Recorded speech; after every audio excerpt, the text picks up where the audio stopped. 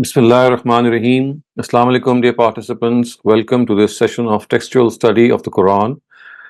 Today we'll start off with verse 169 and see how the ordeal of the Battle of Uhud, which was being discussed in our previous sessions and in the previous verses, it continues in this section as well.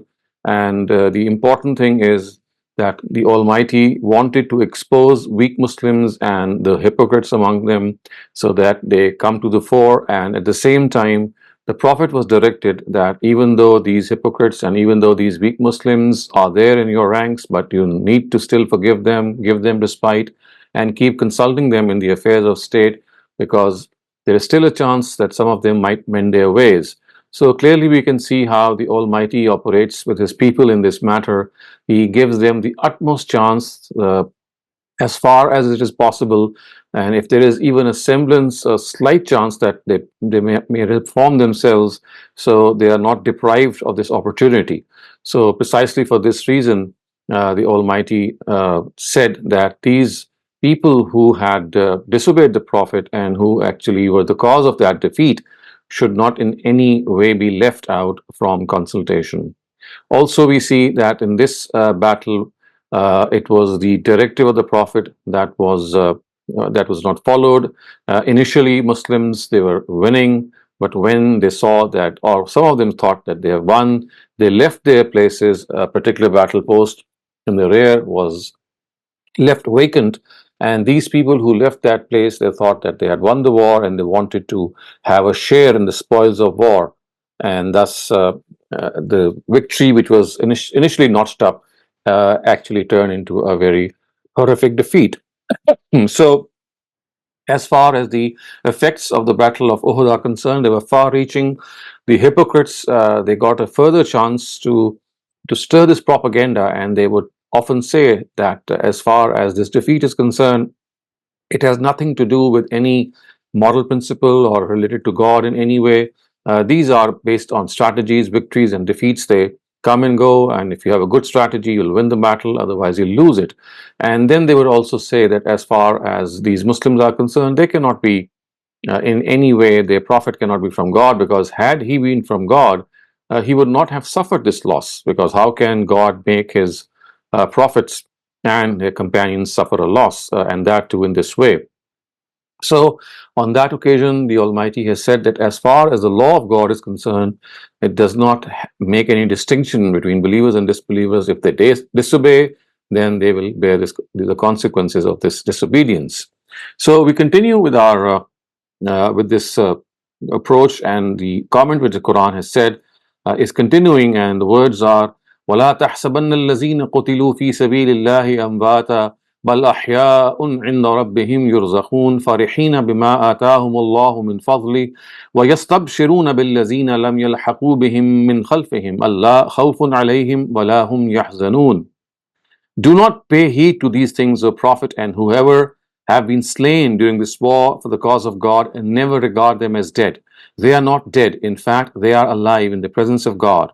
They are being well provided for, pleased with what God has given them of His blessings, expressing joy about those they left behind who have not yet come to them, that in this eternal kingdom of God neither is there any fear for them as well, nor shall they ever be sorrowful. So clearly, what the effect of these battle could have had, and the influence and the impact, that is being lessened, and that is being actually done away with.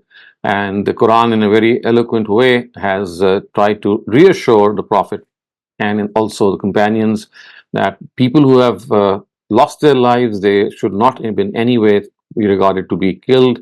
They are in fact martyrs, and regarding martyrs, it has to be understood that they, when they pass away, they have a sort of life in the land of Barzakh, in the area of Barzakh, and they receive glad tidings from the Almighty. They are looked after by Him, and this is not the same as the rest of the people who are generally put to sleep, as well as some other people against whom the truth has been totally unveiled, that they are punished also if they deny. So this punishment continues for them in the land of Barzakh as well. But for these people who have been martyred for the cause of God, the assurance sounded is that they are not dead. In fact they are living and in the presence of God, and they are being looked after by Him very well.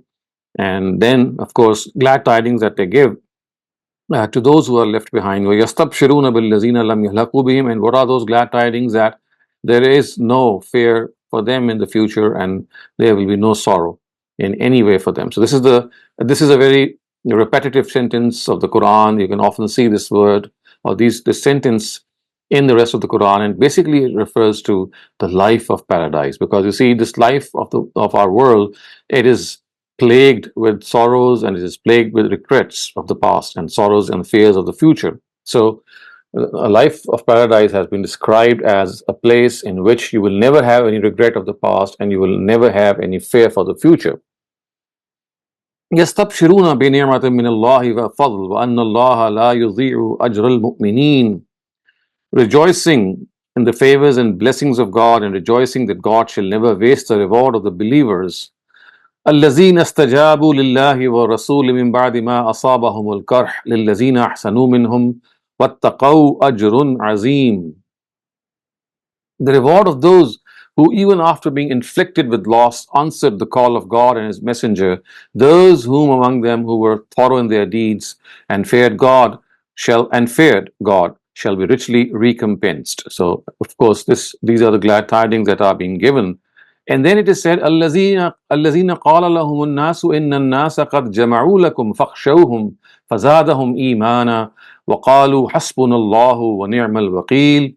They are those who, on being told by people, the enemy has mustered a great force against you, so fear it, grew more in their faith on hearing this, and replied, God is all sufficient for us, and He is the best of protector. So, if you look at the corresponding historical facts regarding this particular verse, that when people told them that the enemy has once again gathered to have another round with them, and they have gathered a large army, instead of getting dejected or despondent, the Quran says, "Fazadahum imana," that their faith grew, and they said that God is sufficient for them. It is mentioned in the books of history and biographies that after the defeat of Muslims in the Battle of Uhud, the army of the Quraysh initially returned. But when they reached the place which is called Roha, Abu Sufyan, who was their leader, and his companions thought that they had committed a great mistake in turning back so early. They should have totally routed the city of Medina too. So remember, after this battle, when they thought that they had won, so they just left the city of Medina, and they came back because Abu Sufyan thought that they should have finished off the believers and totally routed them. So, on the one hand, they reorganized their army, and on the other, spread the news among the Muslims through the hypocrites that they, or the Quraysh, will launch another attack on the Muslims with new arsenals and armory. And when Prophet Muhammad came to know of this, he asked people to prepare to go in pursuit of the army. And only those people were allowed in this army who had participated in the battle, in the first day's battle. And this caution, it seems, was exercised to keep the stains of the hypocrites away from this battle. Prophet Muhammad went in pursuit of Abu Sufyan with some of his devoted companions, and he went as far as the famous place which we all know as Hamra al-Asad, which is about 8 or 9 miles from Medina. So when Abu Sufyan saw the grit and courage of the Muslims was unchanged, and in spite of this defeat, at the behest of the Prophet, they had come back, he changed his intention, and then, of course, the Muslims, they also successfully returned. So this is behind this is a historical data that we know as far as these verses are concerned. So وَقَالُوا حَسْبُنَا اللَّهُ وَنِعْمَ الْوَكِيلُ فَانْقَلَبُوا بِنِعْمَةٍ مِّنَ اللَّهِ وَفَضْلٍ لَمْ يَمْسَسْهُمْ سُوءٌ وَاتَّبَعُوا رِضْوَانَ اللَّهِ وَاللَّهُ ذُو فَضْلٍ عَظِيمٍ. Thus they returned from this campaign with God's grace and bounty. No harm befell them, and they sought God's pleasure, and in reality God's bounty is great. So when they went in pursuit, and Abu Sufyan, when they saw this courage and their morale, he did not dare come back, and he actually went away, and Muslims also returned. And as the Quran says, that this return was فَانْقَلَبُوا بِنِعْمَةٍ مِّنَ اللَّهِ. This return was with God's grace and bounty, and they sought God's pleasure. And Wallahu zu fadlin azim, and indeed God is great in His bounty. إِنَّمَا ذَلِكُمُ الشَّيْطَانُ يُخَوِّفُ أَوْلِيَاءَهُ فَلَا تَخَافُوهُمْ وَخَافُونِي إِن كُنتُم مُؤْمِنِينَ. So uh, now it would have become obvious, now that it has become obvious that it is Satan who had been threatening you to fear his companions. So have no fear of them, fear me only if you are true believers.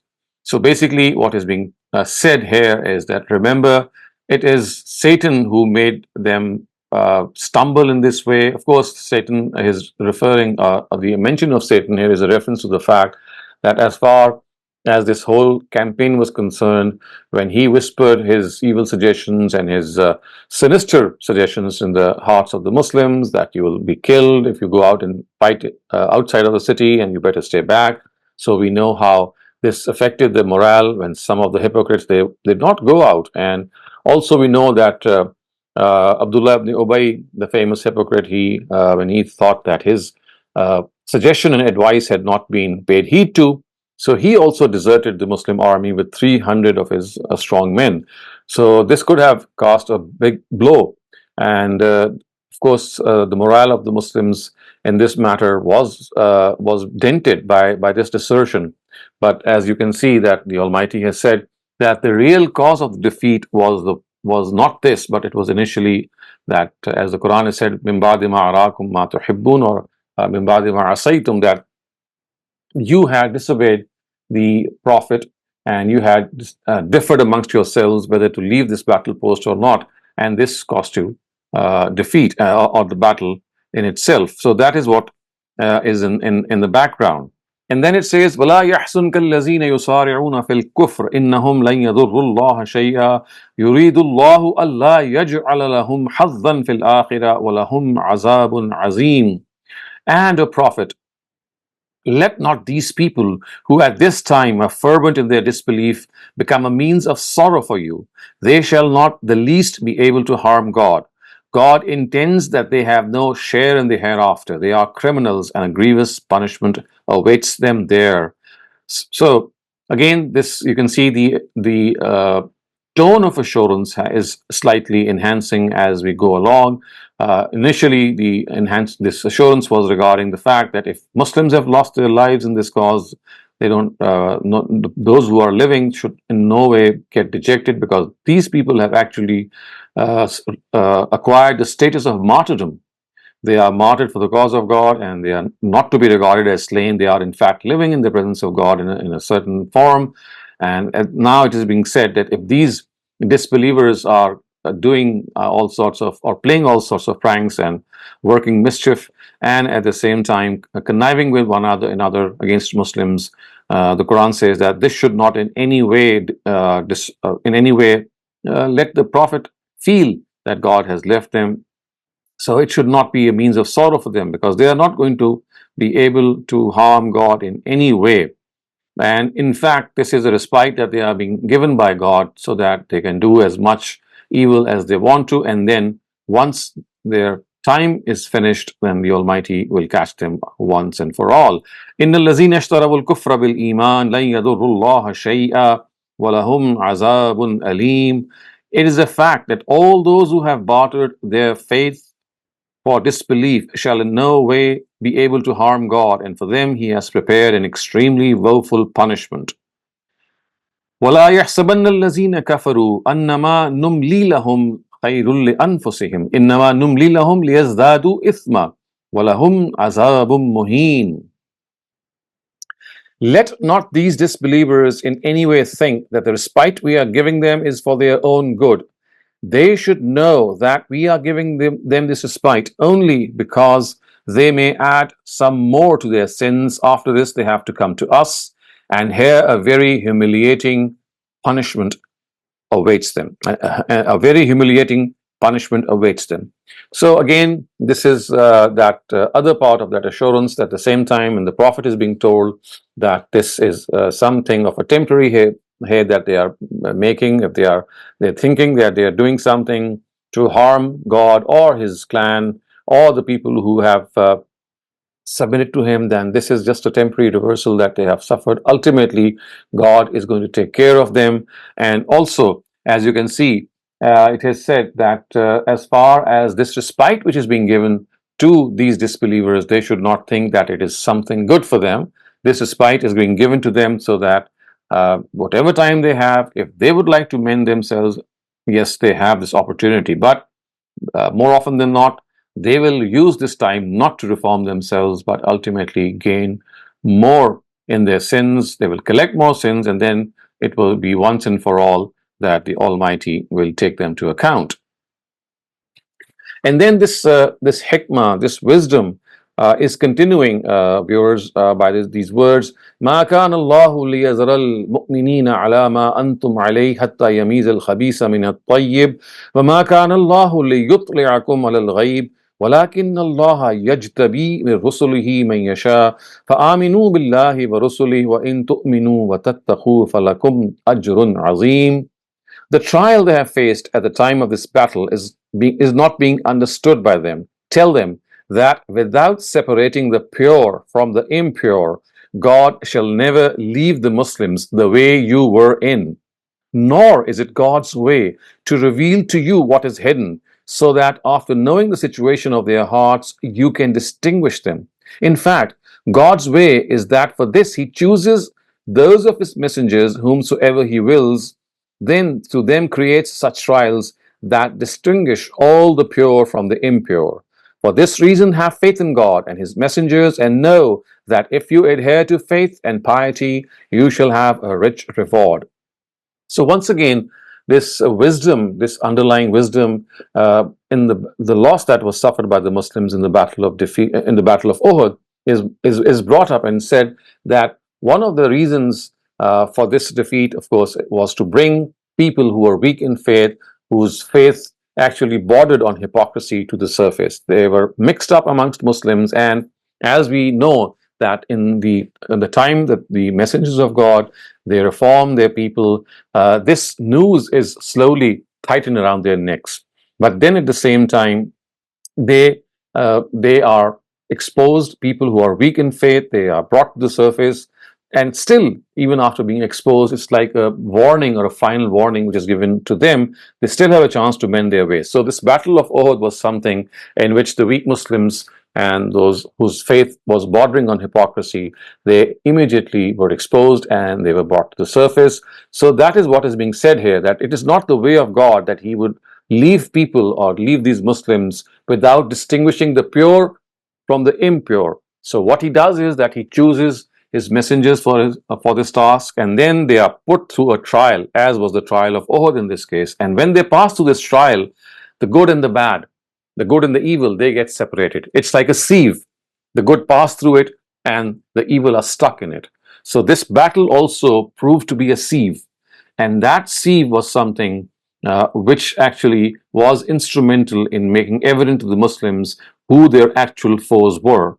So that's once again being reiterated here on the part of the Almighty, that remember, this is something that you have to understand. So, فَآمِنُوا بِاللَّهِ وَرَسُولِهِ, you must really and in spirit profess faith in God. It's not just through your tongues that you have to lay claim to faith, but it has to be in spirit. So, letter and spirit, both are required. And then it is said, وَإِن تُؤْمِنُوا وَتَتَّقُوا فَلَكُمْ أَجْرٌ عَظِيمٌ, that if you adhere to faith, you shall have, if you adhere to faith and also to piety, you shall have a rich reward. ولا يحسبن الذين يبخلون بما آتاهم الله من فضله هو خيرا لهم بل هو شر لهم سيطوقون ما بخلوا به يوم القيامة ولله ميراث السماوات والأرض والله بما تعملون خبير. And never should those among them who show stinginess in the things which God alone has bestowed to them out of His bounty think it is good for them. No, it is a very evil thing for them. They should know that the things they have been stingy about will soon on the day of judgment be made to be worn by them as yokes. and it would be known that to God belongs the inheritance of the heavens and the earth, and God is aware of whatever you do. So, once again, it is told that as far as people are concerned, they should not think that if they are not spending for the cause of God and uh, they are being stingy, they are withholding their resources, then in any way this is something that is good for them. The Quran says, Bal huwa sharrul lahum, it's going to be very harmful for them. And this stinginess that they are showing, it's going to appear on the day of judgment in the form of yokes around their necks, and that will be something that they'll have to reckon with in a way that they will not be able to negotiate it, they will not be able to come out of it. And the reason is that the power and might of the Almighty is going to be facing them on the day of judgment. In this world, they were given respite. In this world, they had the opportunity, but this would not happen when they reach the presence of God.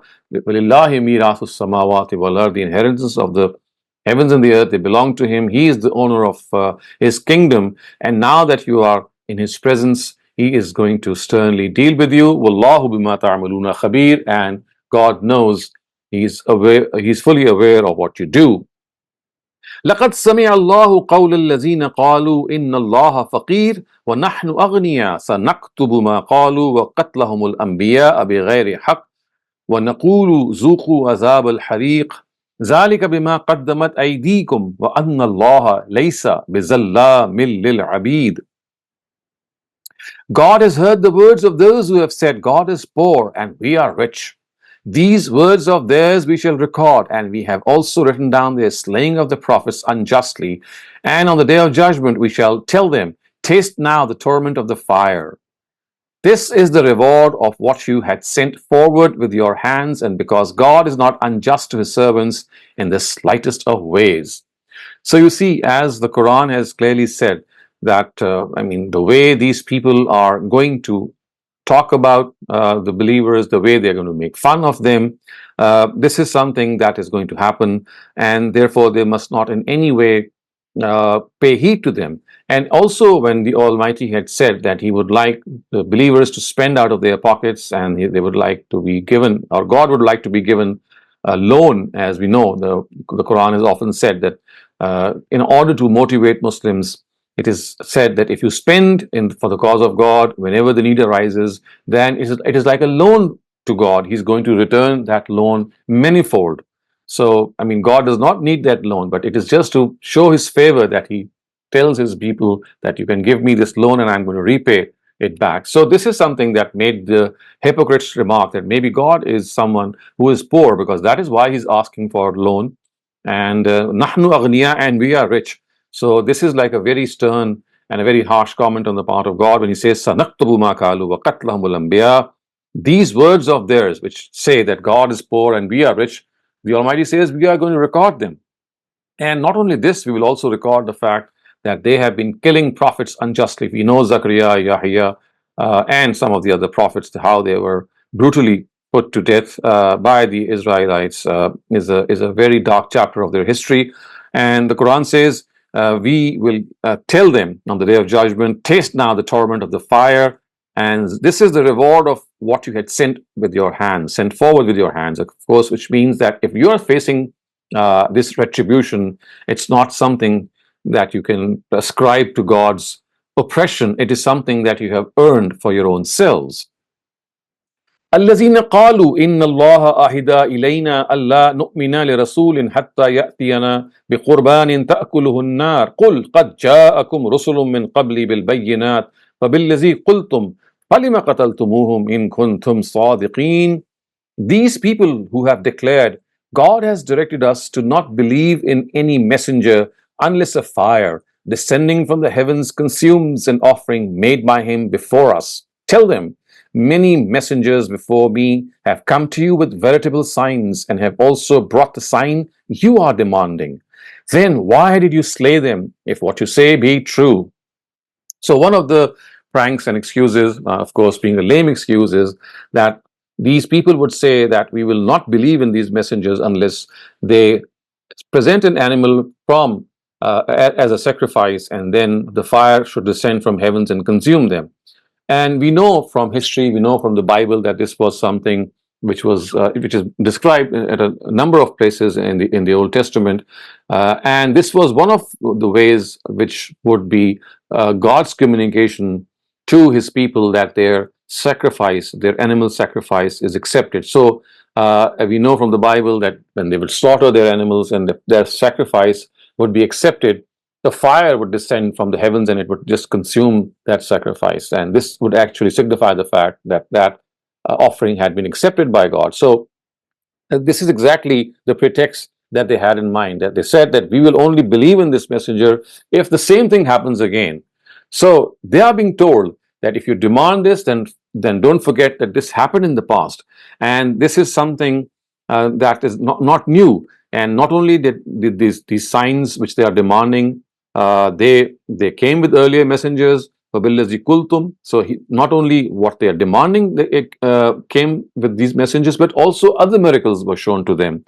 But what happened was they still did not believe. So that is why the Quran says, فَلِمَ قَتَلْتُمُوهُمْ إِن كُنتُمْ صَادِقِينَ. And in spite of seeing all this, why did you end up killing these messengers? And then it is said, فَإِن كَذَّبُوكَ فَقَدْ كُذِّبَ رُسُلٌ مِّن قَبْلِكَ جَاءُوا بِالْبَيِّنَاتِ وَالزُّبُرِ وَالْكِتَابِ الْمُنِيرِ. For this reason, O Prophet, if they reject you, then this is no matter of amazement. Many messengers have been rejected in this manner before you, who had come with veritable signs, scriptures, and a radiant book. So once again, this assurance, if you can clearly see and read in between the lines, this is basically an assurance being sounded from the previous verses, and it is continuing. And the Prophet is being told that if they are denying you, if they are rejecting you, you don't have to be in any way show any anxiety or worry. This should not be any matter of amazement. So because if you think and you look in history, you're not the only one who was denied. There were a number of messengers. Not only those messengers came with veritable signs, very clear signs, they came with books of God, they came with the scriptures, and they were still denied. So if they deny you, then it should not be any cause of wonder. It should not be a source of amazement to you. This has been the attitude of the people in the past as well. كل نفس ذائقة الموت وإنما توفون أجوركم يوم القيامة فمن زحزح عن النار وأدخل الجنة فقد فاز وما الحياة الدنيا إلا متاع الغرور. Wait and tell them and let them wait as well. Every soul has to taste death, and you shall receive your reward, your full reward, only on the day of resurrection. Then whoever is spared from hell and is admitted to paradise is truly successful, and the life of this world is nothing but a deceptive deal. Illa mata'ul ghurur. So once again, the believers are told that if this death has taken place, if people have been martyred in the cause of God or for the cause of God, there should not be any cause of consternation amongst them, because every single person who has come in this world, he's bound to go away. Kullu nafsin za'ikatul maut. So this is not something to be feared about, but what is something to be feared about is what you will bring forth on the day of judgment. So it is said, فَمَنْ زُحْزِحَ عَنِ النَّارِ فَقَدْ فَازَ. So the real success is not the success in this world, but real success is success in the next world, in which if a person is able to evade the fire of hell and he is able to enter paradise, then this is real success. This is real success. And it is then said, وَمَا الْحَيَاةُ الدُّنْيَا إِلَّا مَتَاعُ الْغُرُورِ. And the life of this world is nothing but a deceptive deal. Again, signaling the fact that as far as this world is concerned, if a person continues to entangle himself and engage himself in the pleasures of this world and just forgets about his responsibilities towards God, towards morality, then this is going to be a deceptive deal for him. He could have used this opportunity which the Almighty has provided him to gain high reward in the reckoning that's going to take place in the hereafter. But instead of doing that, he is falling for these paltry pleasures, these trivial pleasures of life. So viewers, we're going to end our translation here and tafsir here, and once you have any questions and I've answered them, I would like to do the literal and idiomatic translation of the passage that we have covered. Thank you very much, Dr. Saleem. Our first question comes from Shiraz Ahmed. Please go ahead. Thank you. Assalamu alaikum, Shehzad bhai. Shahzad, Well, I have a question. The Quran has extensively discussed hypocrites. Now, mhm, at the time of Prophet Muhammad, the final messenger of God, in Surah Tawbah, polytheists were dealt with. We know we are not going to discuss the details. mhm, People of the book, their punishment was subscribed.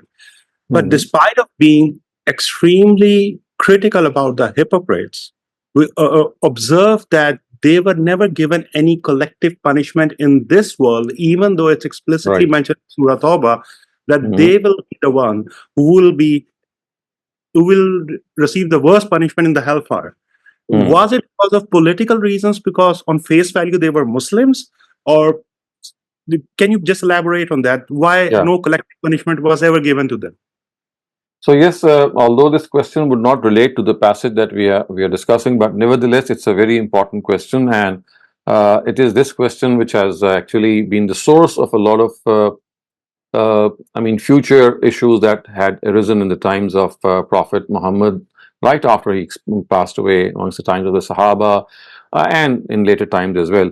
So it does seem that, as far as these hypocrites were concerned, ultimately they were never given this reckoning. So they were warned, and it does seem that the extreme nature to which the Almighty wanted them to reach, after which He would actually take account of them, it never happened. And I mean, they remain below that threshold level, because had they reached that level, the reckoning would have definitely taken place. So it's like saying that they were very close to that threshold level, which would have warranted their worldly retribution. But it seems that there was still some chance, and there was still some opportunity, and there was still something that was left in them which did not warrant that extreme punishment. So that is why this never took place. So remember, the Almighty only delivers this punishment when the factor of itmam al-hujjah reaches the ultimate extent in which the other person is left with no excuse. But it does seem in their case that that small threshold still remained. Of course, this is something which is beyond our own comprehension. At times, we do think that, well, had these people been taken into account, and had they been dealt with firmly, a lot of trials and tribulations, which in fact occurred right after Prophet Muhammad's passing away, in the times of the rightly guided caliphs, how, except Abu Bakr, the rest of the three were slain, and how we know that a number of things arose, and how certain political issues arose, and also we know that one of the greatest sources of trial, I would say, that arose as a result of these hypocrites being left intact, was the trial of concoction of hadith literature, was the concoction of, or the effort in which they expended and took away the Muslims from the Quran directly. So that is, of course, an aftermath, and that perhaps is not directly related to your question. But the simple answer is that that threshold which would have warranted that punishment still needed to be breached, and it seems that it not get breached. Thank you very much, Dr. Saleem. Shiraz, did you have a follow-up question?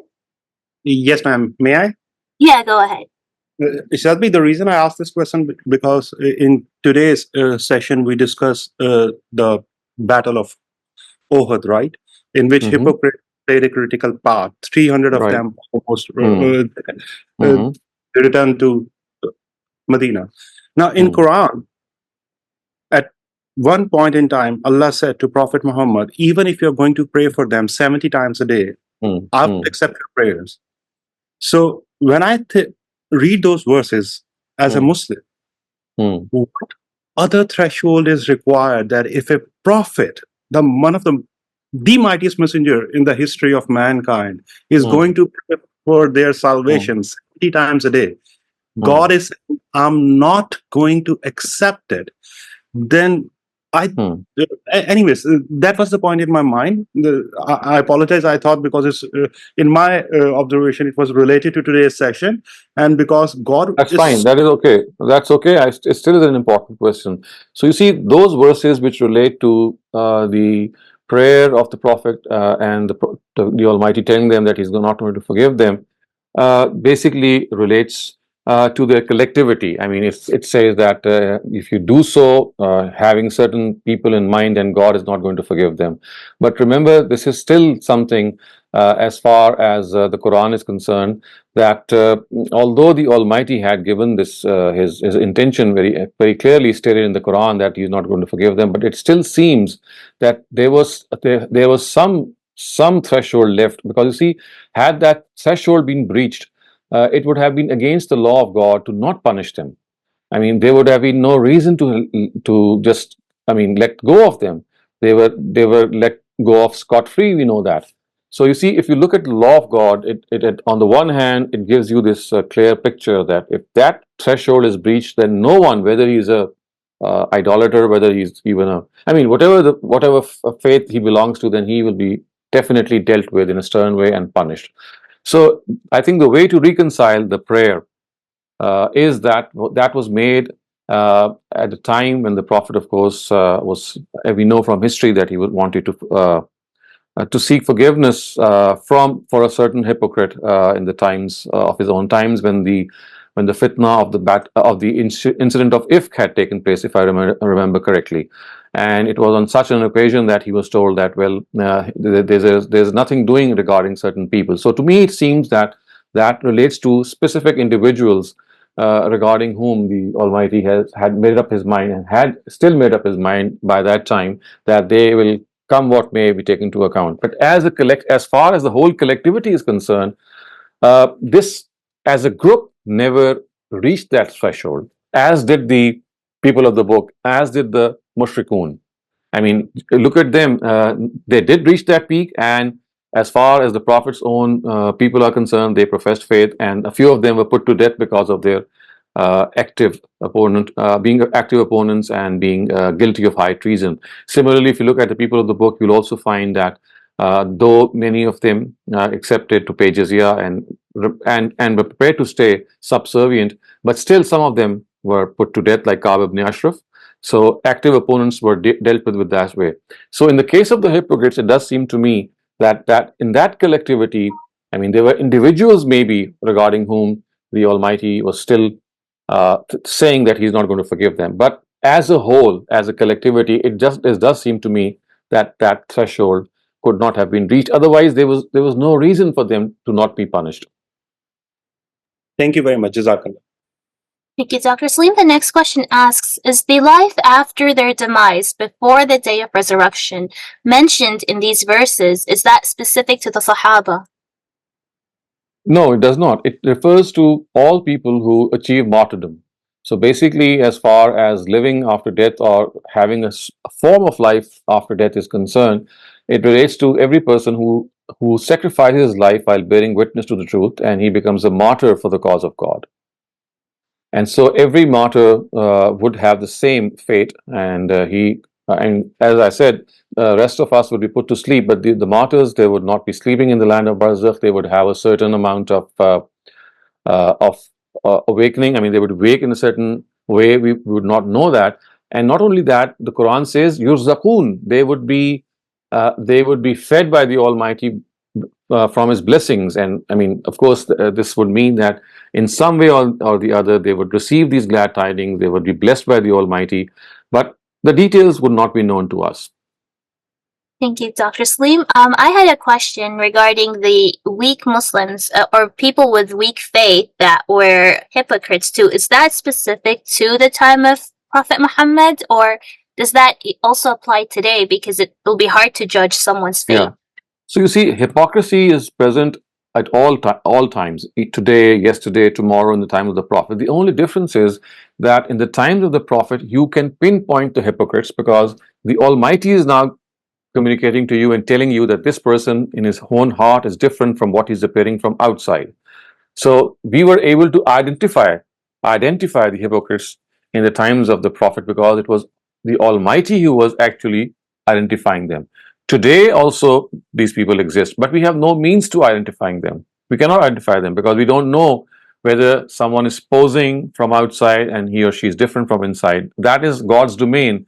And in the times of God's messengers, because the institution of Wahi was in place, so He communicated this fact to His messengers. But today, in spite of these people existing, we cannot pinpoint them.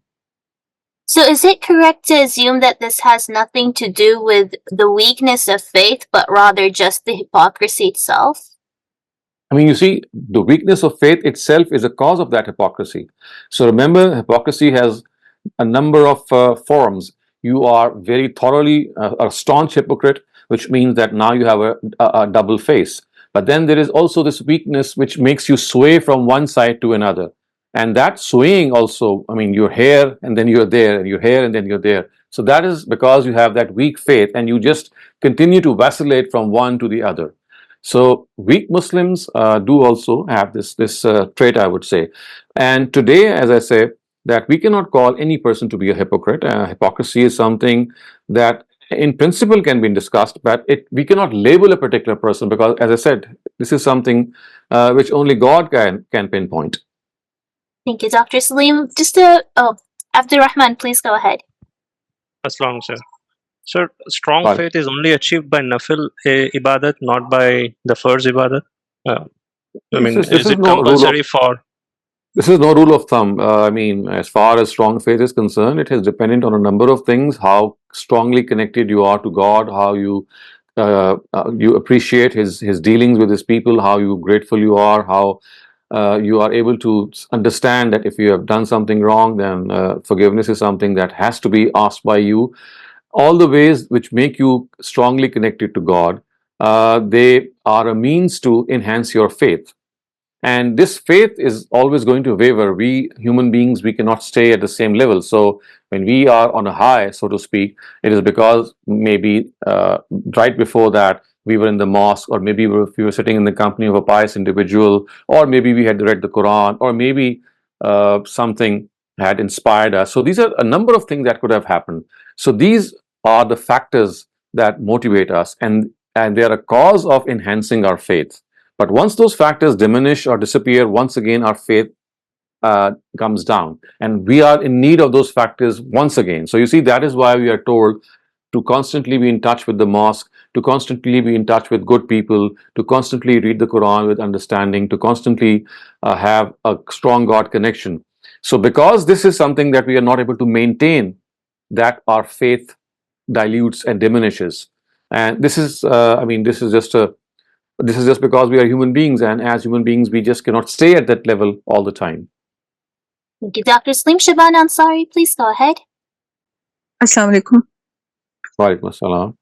ये जो आपने अभी बताया कि फी सबीलिल्लाह जो भी शहीद होगा तो ये उसके लिए रिवॉर्ड है, तो जो रिवायत में जो कुछ शुहदा की अलग अलग वो होती हैं, वो भी इसमें है ये खास, ये फी सबीलिल्लाह ये जैसे उसमें है कि जो हज करते हुए फौत हो जाएं वो शहीद हैं, जो किसी बीमारी से शहीद हो जाएं वो शहीद हैं, या कोई औरत जैसे डिलीवरी के वक्त वो फौत हो जाए, तो वो उसको भी थोड़ा सा बताइएगा कि क्या वो ऑथेंटिक है? See, this is again something which is mentioned in certain narratives, that if a person dies or is drowned, then he's a shaheed, or he's a martyr. Again, you see, this is a very, very common problem in understanding hadith, and that is, if you rely on a single variant text of a hadith, then you would often be misled. So if you collect all these variant texts, you will come to realize that basically one word is missing in many of these narratives, which is at times found in some other narrative, and that is fi sabilillah, which means if you drown, it's not just drowning that's going to earn you martyrdom. It is that you set off for the battle and you were not able to reach the battle and you drowned on the way, or you set off for the battle and you were not able to reach the battle place and actually take part in the battle, and death overtook you before that in a natural form. So basically what is being said is that once you set off for the cause of God and some calamity strikes you, and you are not, you're not martyred in the battlefield, but death comes to you outside of the battlefield. So it is for such individuals that the Almighty has extended and said that it's not just death in the battlefield that's going to earn you martyrdom.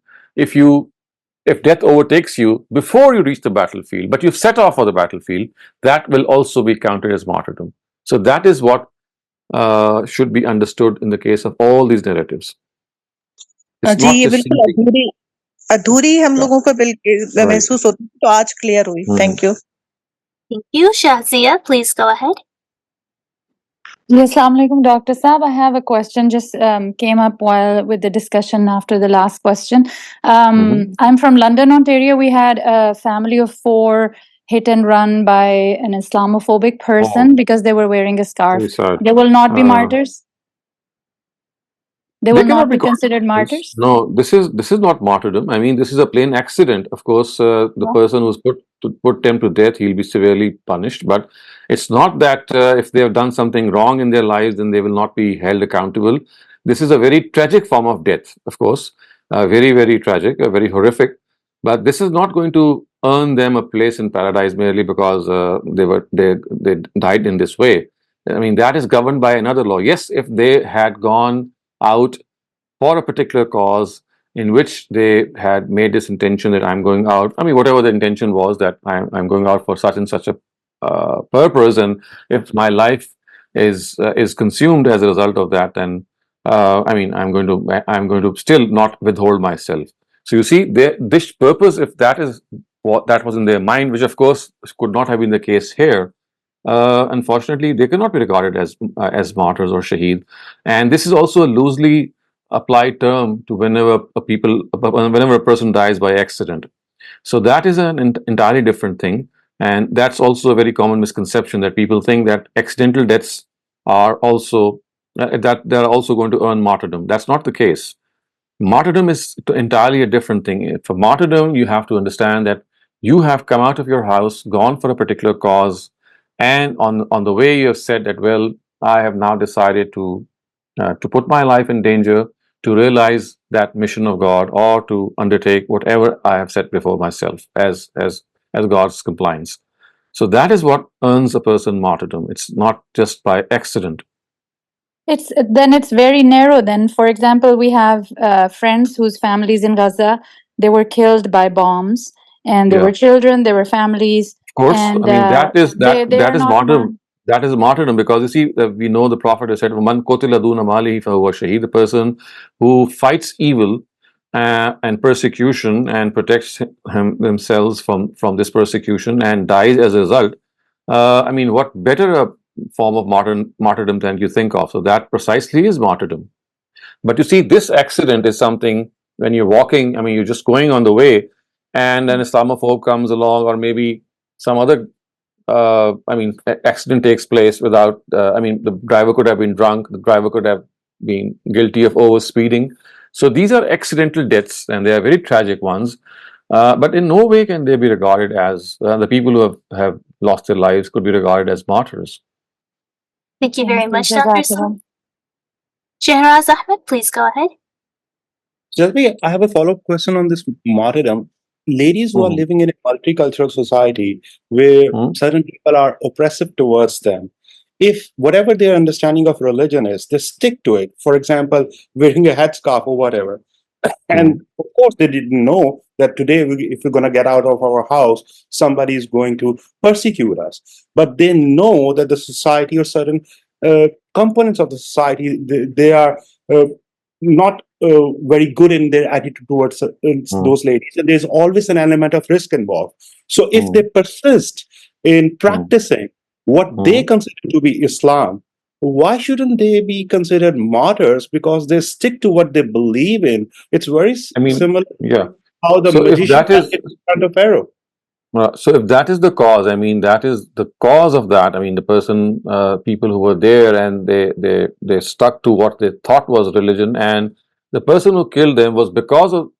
I mean, the reason for that slaying or that killing was that people who belonged to a certain group of people, to a certain religion, they professed faith in the way they thought it was true. Then yes, this is something that could take that person very close to martyrdom. But as I said, ultimately, this is God's domain to decide. You see, for this, you have to understand that if a person is going to bear witness with his life for a certain cause of religion, and for that cause, death overtakes him, then in principle, we can call that person a martyr. But whether that actually took place, maybe, or it was something of a conflated thing, then that is God's domain. But I mean, if all these ingredients are present the way you have mentioned them, then yes, I would say that is something very close. It might take that person very close. But again, what exactly happened and what was the scenario, that perhaps should be left to God to judge. Thank you very much, Dr. Saleem. I think this is it for all the questions, unless we get any Okay, more raised. so I'd like to finish off the idiomatic translation today also, and the reason for this is that I would be traveling for the next 3 weeks. I have lectures in Australia coming up in the next 3 days, so I'll be visiting Australia until the 15th of October, inshallah, when I come back, and so then we will resume these sessions on Saturday and Sunday. So I did not want to leave this part of the text untranslated as far as its literal and idiomatic translation is concerned. So in the remaining time, I would try to make this effort to finish off this literal and idiomatic translation, and then hopefully we'll still have time and we'll take questions. Okay, starting off with this literal translation. وَلَا تَحْسَبَنَّ الَّذِينَ قُتِلُوا فِي سَبِيلِ اللَّهِ أَمْوَاتٌ wa and la not. تَحْسَبَنَّ you think الَّذِينَ those who قُتِلُوا فِي سَبِيلِ اللَّهِ were killed in the way of God. Amvata are dead. So amvat is basically the plural of mauta, and mauta of course means people who are dead. So do not think that those who have been killed in the way of God are dead. Bal, in fact, ahya, they are living. So ahya is the plural of hayyun. Inda rabbihim, inda near rabbihim, their Lord. Yurzakun, they are being fed, they are being provided for. So what is being said is that in fact they are living with their Lord and they are being provided for by Him, which means that His blessings are reaching them. Farihina bima atahumullahu min fadlihi. Farihina, they are happy. Bima, with that. Atahum, give them. Allah, God. So they are happy with which God has given them. Min fadlihi, from His grace. Min fadlihi, from His graciousness or from His grace. Wa, and. Yastabshiruna. So yastabshiruna billazina lam yalhaqu bihim. So they are receiving glad tidings. Yastabshiruna billazina, from them. Lam yalhaqu bihim, who have as yet reached them. Lam, not. Yalhaqu, reached. Bihim, them. Min khalfihim, from those who were left behind. So they are receiving these glad tidings and pleased that God has given them His blessing, and they are expressing them that as far as these glad tidings are concerned, Allah khawfun alayhim wala hum yahsanun. So Allah not, khawfun fear, alayhim on them, wa and la not, whom they, yahzanun should feel sad. So and what are these glad tidings? That they should not fear, there should be no fear on them, and there will be no sorrow on them. So of course fear and sorrow would leave them. So basically they are pleased with what God has given them of His blessings. وَيَسْتَبْشِرُونَ بِالَّذِينَ لَمْ يَلْحَقُوا بِهِمْ, and they are expressing joy about those they left behind who have not reached them. So basically people who are yet to reach them or who are yet to be martyred, about them they have these glad tidings that neither is there any fear for them, or nor should they be in any way be sad. Yastabshiruna bi ni'matin min Allah. Yastabshiruna means they are rejoicing. Bi ni'mat, with the favor. Min Allah, from God. So they are rejoicing with the favor of God. Wa, and fadl is graciousness. So they are rejoicing in with the favor that they have received from God and from His graciousness. Wa, and. Anna, that. Allah, God. La, not. Yudhi'u, waste. Ajr al-mu'mineen, reward of the believers. And that God does not waste the reward of the believers. So anna, that. Allah, God. La, not. Yudhi, waste. Ajr, reward. Al-mu'mineen, believers. Allazina, those who. Astajabu li rabbihim. So istajabu would be the way that you would read it when you read it separately. Otherwise you would read it as allazina astajabu li rabbihim. Allazina, those who. Nastajabu lillahi, who actually said yes to God, who respond. Istajaba means to respond. Lillah, to God. Wa, and. Ar-Rasul, the messenger. Mim ba'dima, after that. Asabahumul karhu. Asaba means reach. Hum, them. Reach them. Al-karh. Karh means any injury. So So it would mean that the reward of those who have, even after being inflicted with loss, answered the call of God. So, in other words, this is being implied here that these are those people that who said yes to God, who were always responding to God and to His Messenger after asabahumul karh, some injury or some wound reached them, and lillazina ahsanu minhum, that those among them wa and ittaqaw. Ahsanu minhum would mean that those who were righteous among them, who were thorough among them, and those who feared. What will be that? Ajrun azim, that there will be a great reward. Ajr, reward. Azim, great. So, ahsanu minhum wattaqaw ajrun azim would mean that those among them who were thorough in their deeds and who adhered to piety, they shall have a rich reward, they shall have a great reward.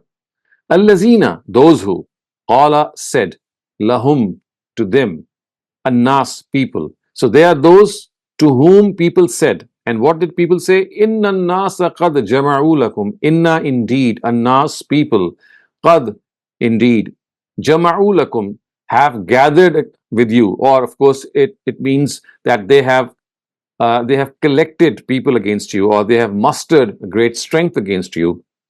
Fa, therefore, ikhshawhum, fear them. Fazadahum, therefore, zadahum, increased their imana, faith. So these are those people when to whom it was said that people have gathered a lot of force against you. Therefore, ikhshawhum, fear them. So instead of fearing them, what happened? Fazadahum imana. Fa, therefore, zadahum, increased their imana, faith. So instead of being scared, their faith increased. Wa, and qalu, they said, hasbunallah, enough for us, God. Enough for us, God. Wa, and ni'ma. Ni'ma means best. Wakil, protector. So they said that God is enough for us, and He is the best protector. And by the way, this is also a very beautiful supplication that can be picked out from this verse. And in times of stress and need, you can always recite this, Hasbunallahu wa ni'mal wakil, which means that although this has a context here, but the way it has been used here, it can be extended to all situations, which means that God is sufficient for us and He is the best of protectors. Hasbunallahu wa ni'mal wakil. Fanqalabu, therefore, so if you read it separately, it would be inqalabu, but when you read it jointly, it would be fanqalabu. Fanqalabu means they returned. Be, with. Ni'ma means ni'ma or favor. Minallah, from God. So they returned with God's favor. Va, and fadl, His grace. Lam yamsashum, lam, not. Yamsas means touch. Hum, them. Su, harm. So they returned with God's favor and grace, such that no harm will touch them, or such that no harm actually touched them. Wa, and ittabaru. And when you read it jointly, it would be wattabaru. So wattabaru would mean that they followed Rizwan Allah, the pleasure of God, the will of God. So they were in fact people who followed the will of God. Wallahu, wa, and Allah, God, Zul Fadl, has blessings. He is one who has blessings. Azim, great. So God is one who has great blessings, of course, implying the fact that these blessings will reach His creatures. Innama is indeed. Zalikum, that is for you. Ash-shaytan, Satan. Yukhawwifu means he scares you. Awliya'ahu, through his companions. So it is Satan who scares you about his companions. And what does he do that? فَلَا تَخَافُوهُمْ وَخَافُونِي. So therefore, la, not. تَخَافُوهُمْ, fear them. Va, and khafuni, fear me. In kuntum mu'mineen, if you are believers. So idiomatically, it would mean that it is Satan who scares you of his companions, or he threatens you of his companions. So do not fear them. I mean, do not fear his companions. وَخَافُونِي, you fear me, which God says, fear me, in kuntum mu'mineen, if you are believers. وَلَا يَحْزُنْكَ الَّذِينَ يُسَارِعُونَ فِي الْكُفْرِ, wa and la not. Yahzunka means it should not be a matter of grief. Allazina, for you. Allazina, those who yusari'una, who are fervent fil kufr, in their activities of disbelief. So those who are very zealous and enthusiastic in their activities of disbelief, they should not put you in sorrow. Yahzunka would mean make you sorrowful. They should not make you sorrowful. These people who are fervent, who are very enthusiastic in their disbelief, they should not in any way make you sorrowful. Innahum, indeed them, lan, certainly not. Yadurru means harm. Allah, God. Shay'a, slightest. They will certainly not harm God in the slightest possible way. Yuridu, wants. Allah, God. God wants. Allah, that not. Yaj'ala lahum, there should be for them hazzan, a share, fi, in al-akhirah, the hereafter. So God wants that these people should not have any share in the hereafter, or more literally it would mean God does not want them to have a share in the hereafter, which means that he just wants to have them doomed in the hereafter. Of course, the share here is referring to that positive share, which means that they should not have any reward in the hereafter. Wa, and lahum, for them, azab, punishment, azim, great, and for them is a great punishment. Inna, indeed, allazina, those who ishtarau means barter, al-kufr, disbelief, bil iman, with belief. So indeed those who barter or exchange disbelief with belief, lan yadurullah shay'a, lan, certainly not, yadurru, harm, Allah, God, shay'a, slightest. So those who barter disbelief with belief, they will never be able to harm God in the slightest possible way. Wa, and lahum, for them, azab, punishment, alim, painful. For them will be a painful punishment. Wa, and la, not. Yahsabanna allazina kafaru. Yahsabanna, must think. Allazina, those who kafaru, disbelieved. So those who disbelieved should not think annama, that numli lahum, if we are giving them respite, numli lahum, giving them respite, khairul li anfusihim, it is good for them, it is good for them. Innama numli lahum, innama, indeed, numli, we are giving them respite, we are giving respite, in fact, lahum, to them, liyazdadu, so that they can increase ithma, their sins. So if those who have disbelieved, if they are being given any respite, they should not think that it is better for them. It is khairul li anfusihim, it is good for them. It is indeed innama numlinahum, that we are giving them respite so that they can increase their sins. Their sins continue to increase, because if they are given respite, then they will be doing more of these things. Walahum azabun muhin, wa, and lahum, for them, azab, punishment, muhin, disparaging and humiliating. So, and for them is a very humiliating and a very disparaging punishment, obviously referring to the hereafter. Ma kana Allahu liyazal mu'minina ala ma antum alayh, ma, not, kana Allahu, God was, liyazara, going to leave, al mu'minina, the believers, ala, on, ma, that, antum, you, alayh, on. So God was not someone who would leave the believers on what you were, which means the way you are. I mean, he's not going to leave you the way you are. Hatta, until, yamiz, he distinguishes, al khabis, the impure, min, from the pure. So God is not going to leave the believers the way you were on, which means that he is not going to let them be in this intermingled state that all kinds of people are in their fabric. He's going to distinguish them. Hatta yamizil khabisa min at-tayyib, until he is going to distinguish the good from the evil, the pure from the impure. wa and ma not. Kan Allahu, God was liyutliyakum, going to inform you ala on al-ghaib, the unknown. So God is also not going to inform you about the unknown. So he could have informed you about the unknown, but this he does not know. So the thing is that he knew the khabis and the tayyib, but he wanted you to know also. And for this, of course, he could have told you, he could just have informed you. So it is said that that's not God's way.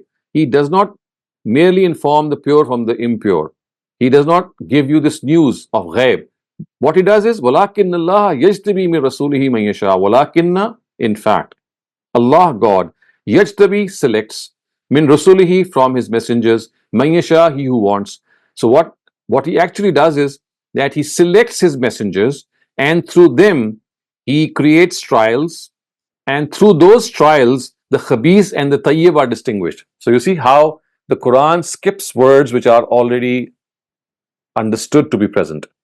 I mean, all this that I have explained is like in between the lines. So what is being said is that it is not God's way to leave people the way they are. The pure and the impure intermingled. God is not going to leave them like this. And he could have informed you out of his own knowledge. That he also does not do. So he says, Ma kan, and so it's not the way of God. He could have just informed you, but that's not going to take place. But what does he do? He actually selects messengers, whoever he wants to, and through them he creates trials, and these trials are then able to distinguish the khabis from the tayyib. So these trials then are able to demarcate the pure from the impure. You see how the Quran progresses. Fa, therefore, aminu, profess belief, billahi, in God, wa, and rusulihi, and his messengers. So profess belief in God and his messengers, wa, and in, if tu'minu, you believe, wa, and tattaqu, adhere to piety, falakum, therefore for you, ajr, reward, azim, grand. So if you believe and adhere to piety, then for you is a grand reward. وَلَا يَحْسَبَنَّ الَّذِينَ يَبْخَلُونَ بِمَا آتَاهُمُ اللَّهُ مِنْ فَضْلِهِ هُوَ خَيْرًا لَهُمْ. Wa, and la, not. يَحْسَبَنَّ, think. الَّذِينَ, those who, يَبْخَلُونَ, are stingy. Bima, with. آتَاهُمُ اللَّهُ, God has given them.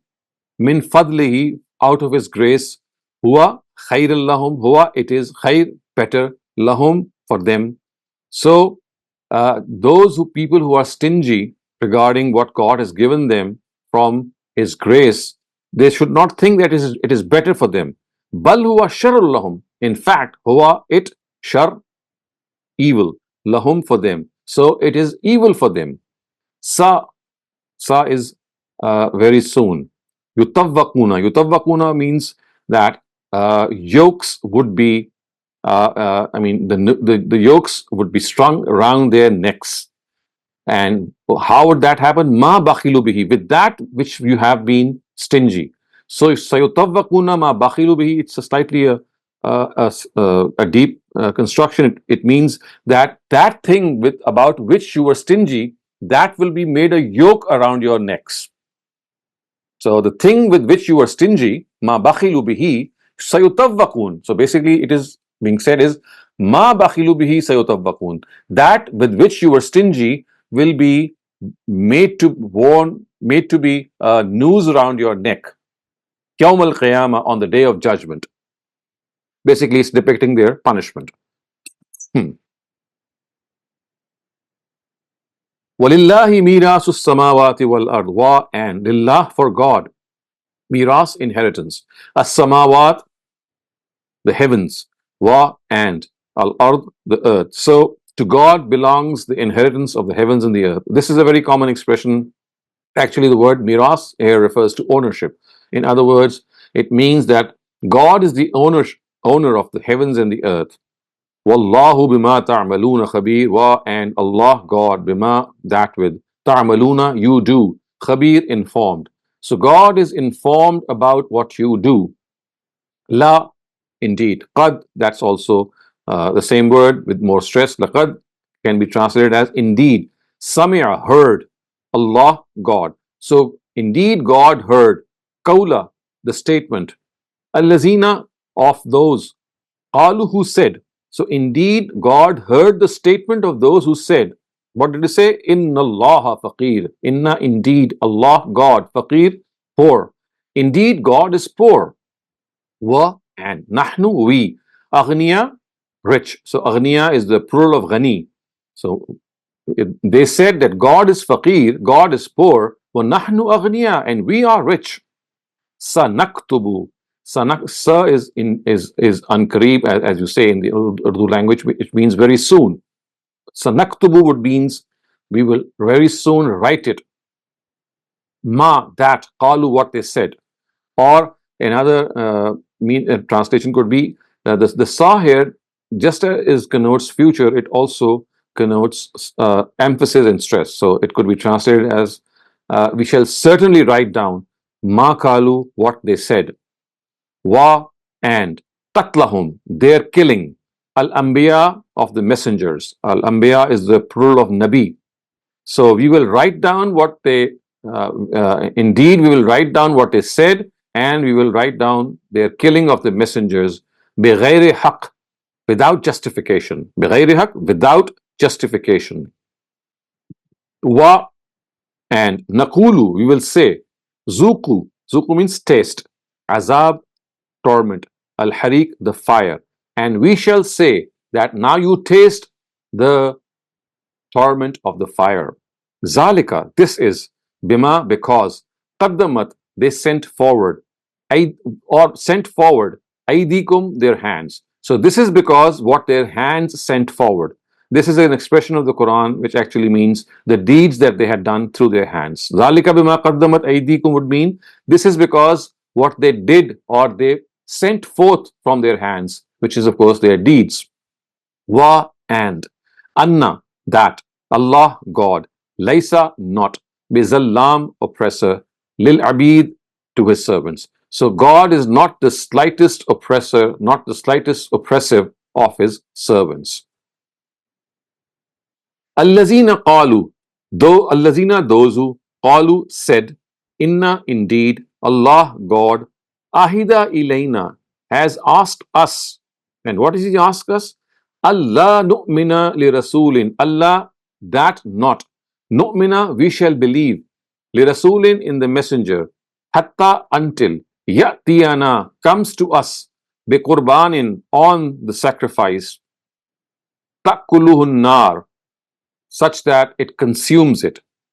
So unless a fire, hatta ta'tiyana bi qurbanin ta'kuluhun nar, unless comes to us a sacrifice which is consumed by the fire, which is actually consumed or totally destroyed by the fire. Qul, say, qad, indeed, ja'akum, has come to you, rusulun, messengers, min qabli, before me, bil bayyinat, with clear signs, wa, and billazi kultum, and that which you said, referring to this fire that I just explained earlier on.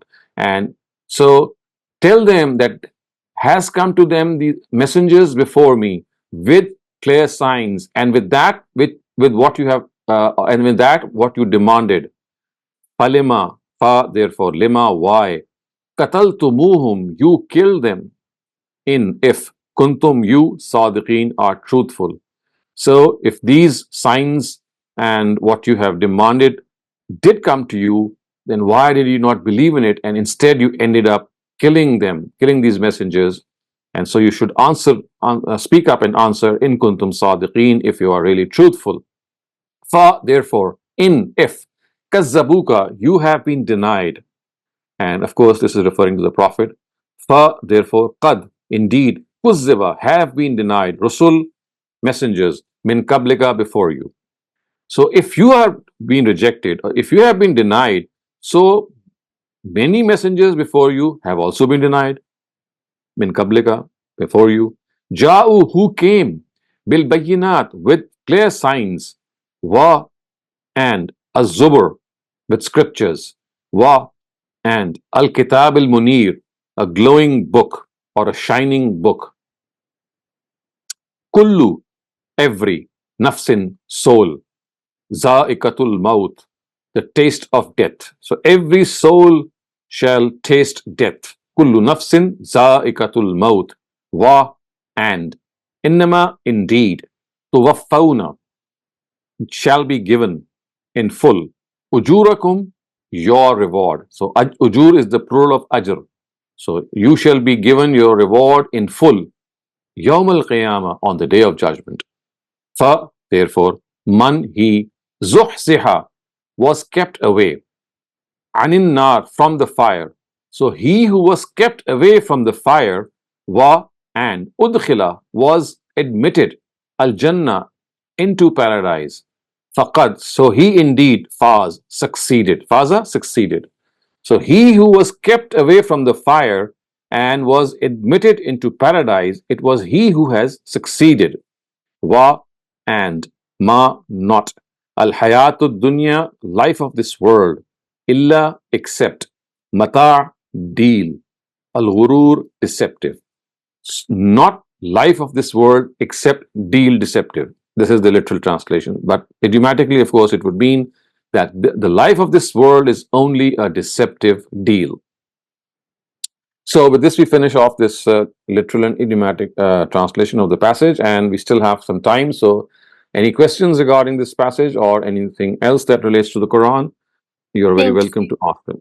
Thank you very much, Dr. Saleem. I had a question actually, since we're waiting for hands. So in Ayah 183, the word ahd, I just want to know what made you translate it to God asked us instead of like using ahd as a promise?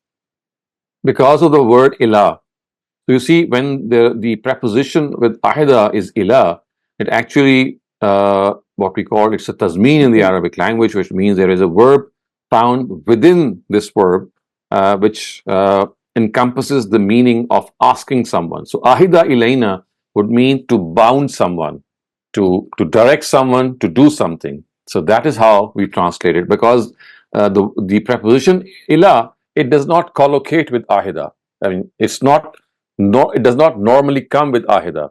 So what happens is that there is another verb between ahida and ilah with which that proposition collocates, which is, I mean, in harmony with that.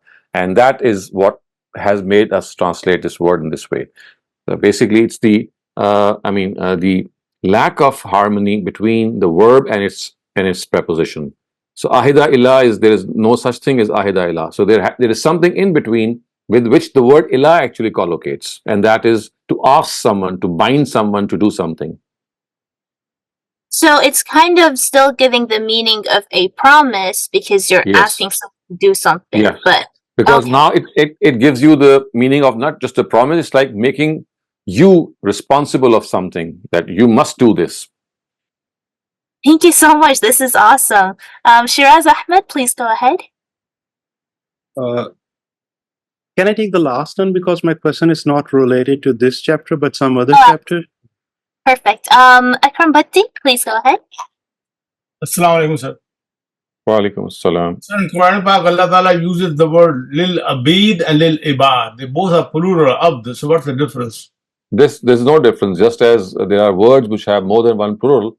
So the Quran often uses these plurals in accordance with the rhyme of the verse, because the rhyme in this case was more conducive to use it as abid, so the word abid was used. Otherwise, there's absolutely no difference. This is a very common phenomena in every language. A single word may have two plurals or even three at times. Okay, Jazakallah khair, that's it. Thank you. Noshad Shafkat, please go ahead. Yes, sir. Dr. Sab, the prayer that you pointed out, Hasbunallah wa ni'mal wakeel, that is also the prayer of Hazrat Ibrahim alayhi salam, I believe. Correct. This is just to wish you a bon voyage and a very safe and pleasant journey and a very successful one, inshallah. Thank you. Thank you very much. Thank you. We have another question that's asking, which book are you using to translate these verses? Yes, yeah.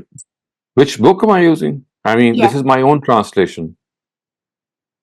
Oh, thank you. This is basically a translation of my Ustaz's translation. So it is my translation of how Ghamidi Saab has translated the Quran in Urdu. So this is basically the English translation of his Urdu translation.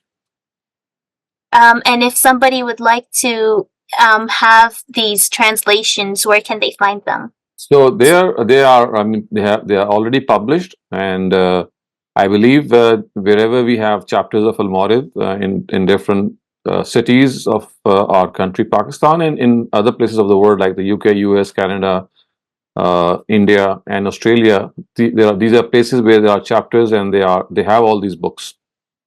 You can order from Al Mawrid. I did. This is translation by Dr. Shehzad Saleem, translation of Quran. So you can get it. It's very So nice. yes, I think that's another thing that you can order it from a website. Yeah. And also you have the Ghamidi app, which has the Quran with the translation and Correct. extra notes if you'd like to have it on your phone at all times. Shiraz Ahmed, please go ahead. The last question actually made me smile. Which book Shehzad Saleem is using to read this translation ever? Anyway, Shehzad bhai, in Surah Qamar chapter 24, the word is Shakul Qamar, right? So somebody said or shared their opinion that this is intransitive verb. So it removes any external object out of it. So we cannot say that God split moon into two. What are your comments on this? Well, I think this is yes, I do understand. Even if it is intransitive, I mean the word intransitive, as we call it, is lazim in the Arabic language. Any person can make this case out of it that although it rent apart out of his own self. I mean, it just struck out into two pieces, or maybe more, just about momentarily. So someone can argue, but this happened because of the will of God. So I mean, merely having this intransitive word is not enough sufficient evidence to negate people who hold the other view. I think more evident is the next part of the word, which says وَإِن يَرَوْا آيَةً يُعْرِضُوا وَيَقُولُوا سِحْرٌ مُسْتَمِرٌ. And whenever they'll see a sign, they will say that's just a magic that is being handed down from the past. So the word itself, I mean, the verse itself is sufficient to give us this picture that it's not a future event, it's a past event. And whatever sign they will see, they'll just going to ascribe it to magic. So they saw this sign and they said it's magic. And in future also, if you give them another sign, they'll say it's magic. So I think a more appropriate way to answer people who think that this is not the case is the verse itself. Otherwise, inshaqqa is not sufficient to regard it to be a phenomena in which, I mean, there was no external thing that happened like the Prophet pointing towards it, and it just happened at God's behest. Because someone could always argue that if it did split apart, it could have been because of God's directive. We have about 5 more minutes. If we have any other non-topic related questions, we can take those. Oh, I see a raised hands. Noshad Shafqat, please go ahead. Dr. Saab, I'd like to ask, when we sit in namaz and we raise our finger when we read the Attahiyat, there are some opinions, for example, Maulana Shah said that we should move it as if we are saying no, and during the entire Attahiyat. Others, they keep on moving it up and down, and others hold it upright. What is the correct position of this? Well, recently, I think that our teacher, Ustaz Ghamidi, has given his view. I mean, this was just about a couple of weeks ago that he has said that in his own research, previously he had a different opinion. You might have seen it in his book. But if I remember correctly, because I also just heard it for the first time a couple of weeks ago, he says that basically this raising of the finger is a substitute for invoking God or supplicating before Him. So when you are basically raising your finger, as people think, it's not the tashahhud part, it's not that you're saying that God is one. So this was an ancient practice also, and one of the narratives actually clearly tells this as well, that when you raise your finger like this, basically, it is a substitute for your supplication or invocation before God. It's like, because the whole of the Attahiyat we know is a place in which you supplicate before God, you have the chance to talk to God in your own words also. So basically, it's like a optional practice, but it it substitutes, like raising your hands. Instead of raising your hands and supplicating before him in the prayer, if you just do this, it is like a surrogate of supplicating before God. So that is what he opined, and I've yet to actually examine what he said, because he did say that one of the narratives of the Prophet that he had recently come across maybe explicitly says this. So I've just given you this clue that if you have, if you are interested, maybe you can find out more about this by just looking at the details of this narrative. Thank you. Imran, please go ahead. Assalamu alaikum, Dr. Shehzad. Barakallah feek for all the explanation. I have a quick question. You've given us a name of a book if one needs to look into the biblical, narrations or quotes. But what about any translation that has some grammar component to it, so that while you're reading, you can also learn more about grammar? Yes. Any thoughts? Yeah. Oh yes, there are a number of books on this, but unfortunately, all of them are in Arabic that I know of, and I don't think there has ever been a work in the Urdu or English languages in which grammar has been explained. But there are several. I have them in my library. There are several in our Arabic software programs in which every single verse of the Quran is grammatically analyzed.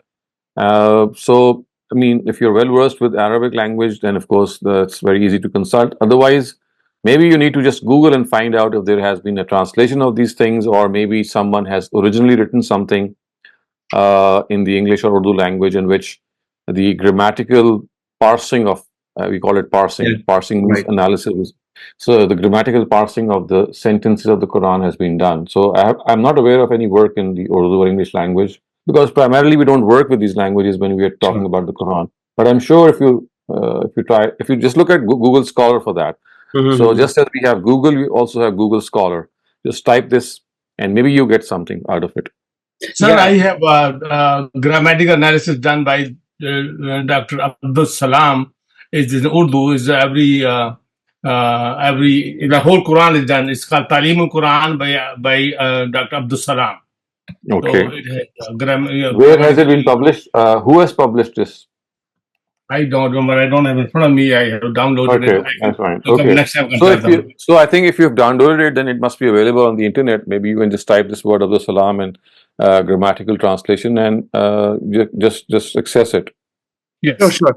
No, thank you very much. No, I do have Nur al-Yaqeen that has the Arabic grammar in it, and I've done some Nahu and Sarf. But what concise or Arabic sources do you have, or should I just message you later? So if you just type one thing, Arabul Quran, just type one thing. So you're going to get a whole genre of books on Arabul Quran. Which are not just books which analyze the Arab, they also look at all sorts of grammatical construction. One of the most famous ones is called Amla Ma Manna Bir Rahman by Ukbari. So that's just a single volume. It's a very concise work, very, very nicely done work, but it's slightly, it's advanced work. It's advanced Arabic. So if you go, and it's also freely available, I think, on the internet as well. So it's called Imla Ma Manna Bihir Rahman by Abu Ahmed al-Ukbari. I could give you more details about it. No, I'll look it up, inshallah. Okay, Barakallah feek. Thank you very much. Sir Faraz Ahmed, please go ahead. Please try to keep your question concise. We're almost out of time. अस्सलामुअलैकुम doctor साहब, बस मैं shortly एक सवाल था कि ये सूरह बकरा के 155 आए थे जिसमें ये कहा गया है औज़ुबिल्लाहि मिनश शैतानिर रजीम, बेशक हम तुम्हारा इम्तिहान करेंगे किसी कदर खौफ से, भूख से और मालों से और जानों से और फलों की कमी से और इनसे साबित कर। अच्छा, दूसरी जगह पे सूरह शूरा की एक आयत है, आयत नंबर 30 है, जिसमें ये कहा गया है कि और जो मुसीबत भी तुमको पहुंचती है वो तुम्हारे करतूतों की बदौलत पहुंचती है और तुम्हारी बहुत सी बुराइयों से दरगुजर भी।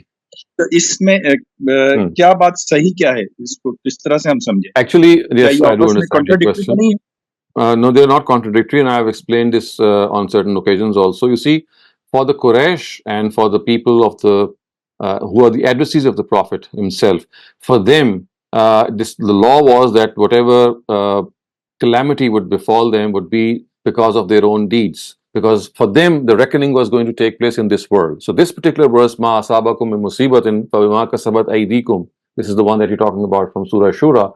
It relates to the people of the prophetic times who were right there in front of the Prophet and they were denying him intentionally.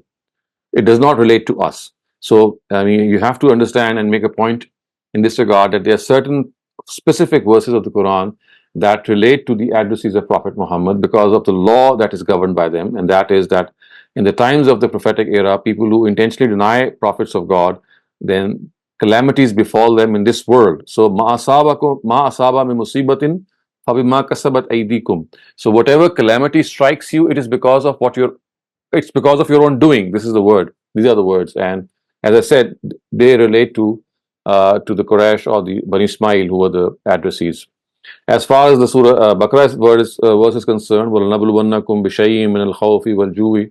So this is, of course, also a verse that addresses the Sahaba, if you look at the context, that for them it is an essential part of being part of the company of the Prophet that they are spending, that they shall be put through these trials, and paradise is not going to come to them very easily, so they will be made to pass through these trials. So both these verses are correct, and one of them relates to the deniers of the Prophet, and the other one relates to those companions who who had professed faith in the Prophet. So none of these two actually relates to us.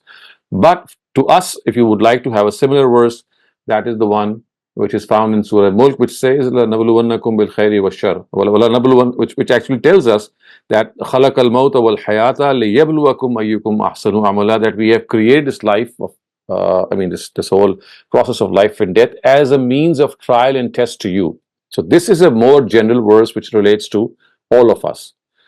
If I've tried to be a little I've tried to a little oversimplify, but if you have any questions, you are most welcome to personally discuss this, because this is slightly technical. It's not that the Surah Shura verse is something which relates to all of us, and you should not believe that whatever calamity befalls you is because of your own wrongdoing. It's not something which is specifically meant for the post-prophetic era. It is meant for people who have lived in the prophetic era. For them, the law was that if they do wrong, it will be because of their own fault. If some calamity befalls them, it will be because of the fact that they earned this for themselves. So how we can apply for Pakistan, for example, in current affairs, which words can be applied for current condition? I mean, there are current conditions as I just said, that this life, the whole structure that has been created for us in this world is a means of trial and test for us. So this trial and test is something that we are passing. Some of the things that we are doing are our own. I mean, the cause is right with us. For example, I mean, to give you a more general example, if a hospital is not curing people, then we have to look at the standards of hygiene which are there. So if the standards of hygiene are not proper, obviously it's not going to cure patients. It will cause more misery. So this is another analysis, that if you are passing through some phases in life in a country or in a society, then what are the causes of that? So for that, you have to see the faults that we are making, the way we are conducting ourselves, the things that we are doing, the things that we are lacking in. So that's more of a general analysis. But a broad category that we can, label on the situation is that life is like a trial. We are passing through these trials. Some of these trials are created by our own selves. Because we are not up to the mark, so because we underperform, so as a result, we are put through more trials. And others, of course, are trials which are God sent, and they are meant to test our mettle. Thank you very much, Dr. Saleem. That was all the time we had today for this lecture. Thanks for another beautifully comprehensible lecture, and thanks to all the participants for showing up and asking really, really good questions. Inshallah, we'll see you in 3 weeks when you return back from your trip in Australia. Wishing you very safe travels and a very successful lecture duration, inshallah.